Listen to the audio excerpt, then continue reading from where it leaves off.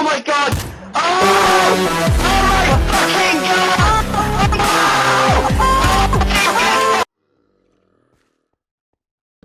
Well, I guess I had to do it. An April Fool's edition to my Modpack review series. This time we're looking at FoolCraft 3. I know, it's fitting.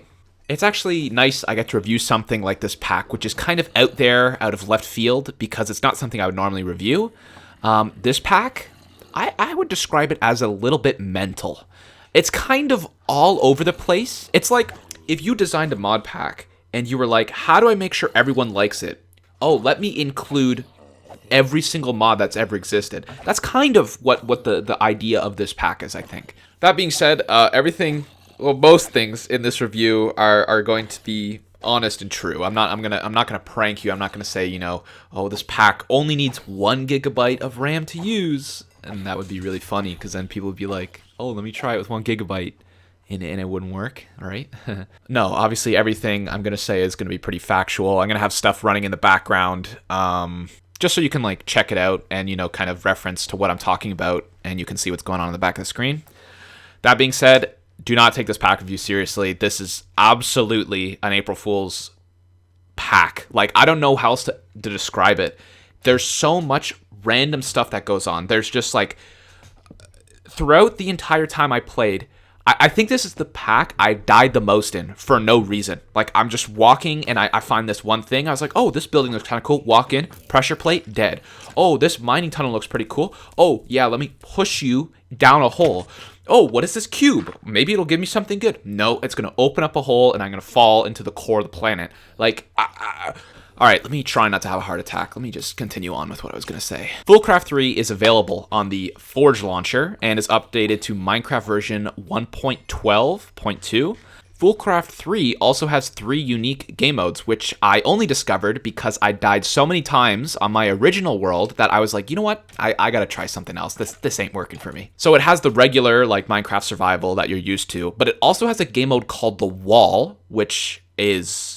I mean, you can probably see it in the background. It's a bedrock wall and you're on 1 block, so it's kind of like Skyblock, but it also has an actual Skyblock game mode as well. The theme of this pack is everything, okay? That's a theme, I think, and I found that a real theme today. So when you think, oh, what if this pack does it have a Skyblock mode? Yes. Does it have a different Skyblock mode that's objectively harder? Yes, it does. All right, so where to start? I guess FoolCraft 3 can best be described as what the hell is going on. There is a ridiculously large amount of mods just in this pack. Like you can just kind of see there's a few pages here. There also is an achievement kind of area, but there's no direction. The mod pack does not tell you what to do. It's just every man for themselves, here you go. I tried to experiment with as many mods as possible, and there's actually some good ones that I've never used before, like Colossal Chests, which is pretty much like a multi-block chest you can make. It took me a while to figure out how that worked, but, you know, that was interesting. As I was talking about earlier, throughout your progression, I guess if you're not playing on the Skyblock mode, there's going to be chance cubes lying around. The chance cubes are kind of like lucky blocks, like... I seem to only have gotten bad ones, by the way. I just died every time I broke one, or something bad happened to me every time. But I'm sure there's good ones. I just didn't get them.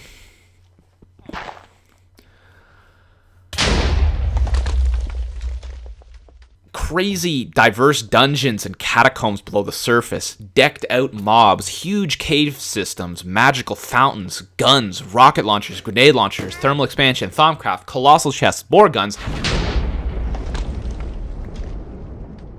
You get the point. There's a lot of stuff. This mod pack is kind of nuts. If I played 100 hours of this pack, I don't even think I could review 10% of it without having a mental breakdown. Regardless. Let's get into the review. Now, most of the things I'm going to say are going to be ironic, because the fact is this pack is absolutely bonkers, so I'm going to try my best to, as humanely as possible, not have a heart attack while trying to explain what's going on. If you're new, I do have a guideline video explaining the categories and how I rate these mod packs. There'll be a card on screen, but you can also look in the description for timestamps and stuff like that. This pack starts out, if you play the vanilla Minecraft mode, which I did start out with, like vanilla Minecraft, nothing too crazy. Now, the first structure you come across, for me, was a nice little cabin, and its basement led to, I don't know, I would guess literal hell. It was like a dungeon with cake for some reason, and traps, and mobs, and mob spawners. It was a little all over the place. I also found out that this mod pack has EMC attached to all its items. If you don't know what that is, that's the mod equivalent exchange, which certain items can go into an energy condenser to make new ones. It's from Tekkit Classic, so you might remember it from there. And it's a brokenly strong item, but I guess that's fitting for this mod pack.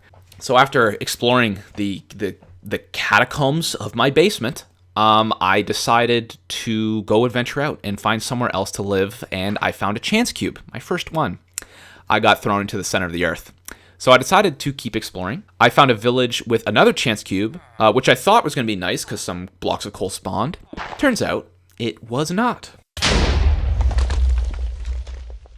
I finally found a cool biome to set up my base in and did some mining. I set up, the basics, an energy cell, pulverizer, redstone furnace, because that's the mods I'm used to, so they were in this pack, obviously. Then, I found out guns existed, and they were insanely overpowered and pretty cheap to make, so I kind of went on a killing spree for a bit. I then ended up crashing the world. I think it was because I destroyed half the island I lived on, but, that was roughly my experience with FoolCraft 3. So then I was like, I took a break, I had some lunch, and I came back and I was like, I should start a new world to see maybe the craziness dies down after a certain while.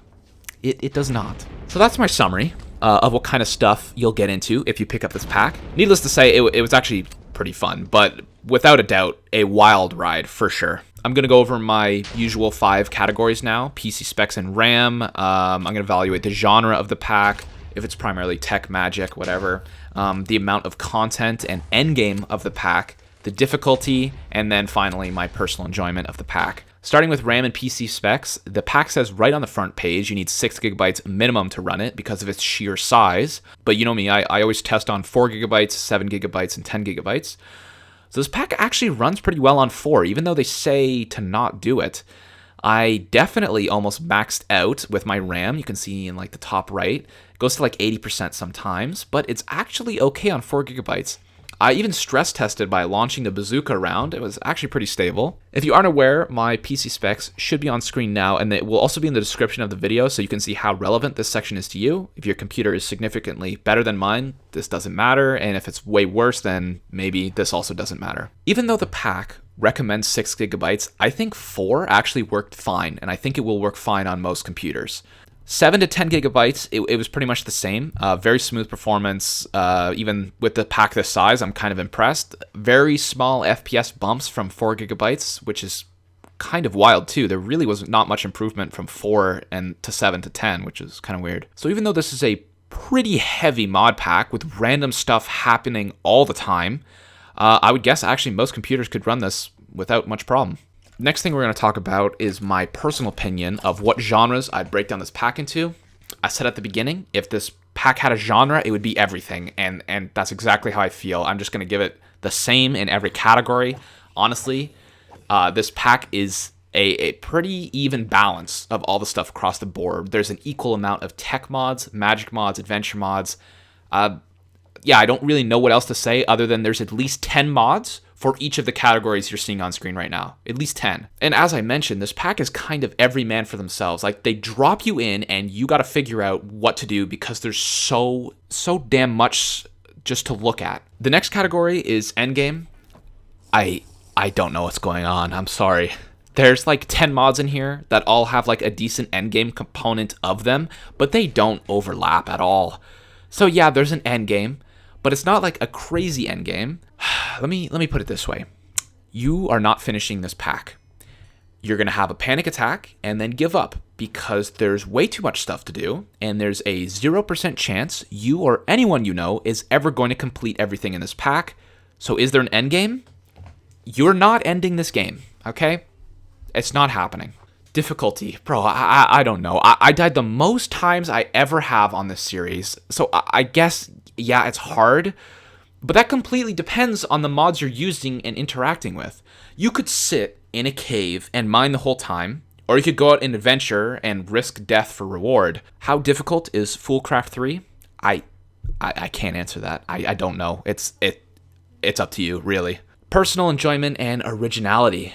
Well, if I can say one thing is this mod pack definitely is original. This is the first time I felt this way about a mod pack before. I've never felt so anxious and overwhelmed while playing a relaxing game of Minecraft. There's a good amount of random chance in this pack. You might die from the chance cubes. You could die from traps in the caves when you go mining.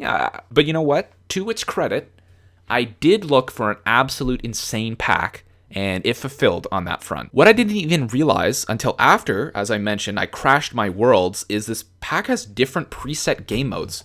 It has a mode called the wall, where what you can see, it's just kind of you're just kind of on a bedrock wall. You have the survival, the skyblock materials to kind of start, which and then it also has another game mode which is exactly like skyblock, and it's a little bit easier. I think the wall is probably harder, and I played on it for a bit, and I'm not very good at skyblock, so I kind of gave up on that. But that's impressive. I guess if that's your style of play, then you could do that for sure. Now, originality is one thing, but what about my personal enjoyment? How much did I enjoy this mod pack? The mod pack's description is that it's aimed at having as much fun as freaking possible. Okay, yeah, that's one way to put it. I think adding, like 10,000 mods to a mod pack is honestly a pretty good way to ensure that someone enjoys something, right? It's genius. If I asked myself to play this pack again and do a whole, series on my channel, you know what I would say? No. No, I don't think I will. And I think, in the spirit of April Fools, that fits. I can't really give this a numerical value on how much I enjoyed it because, it says in the description of the mod pack as well that FoolCraft guarantees you'll have a great time. And you know what? I did. I really enjoyed quick scoping the cows outside my house for half an hour. I honestly cannot say I've had that experience in many mod packs before, so that was pretty fun. Honestly, this pack was unironically quite fun. This video is kind of jokey because it's April Fool's and I wanted to do like a pack that was absolutely insane. But I think on the positive side, if you play this mod pack with your friends, you're going to have something to do, right? There's no chance you're going to ever run out of things to do. I think if they made 100 people play this pack for 8 hours a day, it would still not be complete at the end of the month. Regardless, guys, enjoy your April Fools, everyone. Give FoolCraft 3 a try if you want to know what hell feels like before you die. That's it for me today. I'll see you in a much more serious mod pack review sometime in the future.